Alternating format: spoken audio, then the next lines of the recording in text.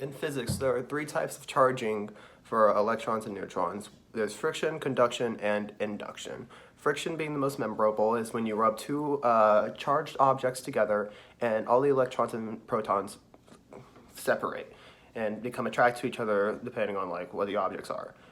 Induction is when there is a neutral object and it's perfectly charged and everything, but an outside charging force comes in, doesn't touch it, and the electrons are pulled to that force. Conduction is when there is a fully charged object and there's a neutral object, and when you connect the two, the fully charged basically just goes into the neutral, making it fully charged as well and transferring the energy. Grounding is when there is another force like that relieves all the electricity and electrons from where it currently is. For example, like the John Travolta activity we did when he rubbed his feet on the carpet and he moved his fingertip to the doorknob, the metal doorknob, the conductive doorknob.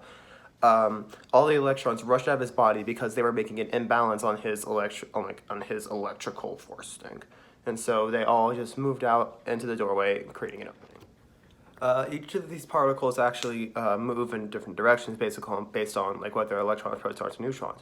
Electrons moved in a curved direction towards the protons because they're trying to become neutral, while protons move towards the electrons because they're also trying to become neutral.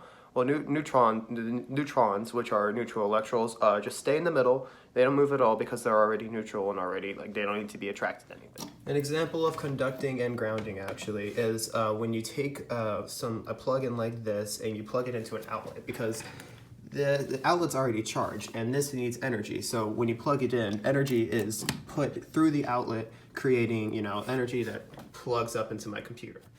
The third prong is actually for grounding too because it creates a sort of usually when you plug these things in, there could be too much energy going through and it could like fry a controller or something, but this creates an outlet so for excess energy to go back into the outlet so it doesn't fry my computer or the charger.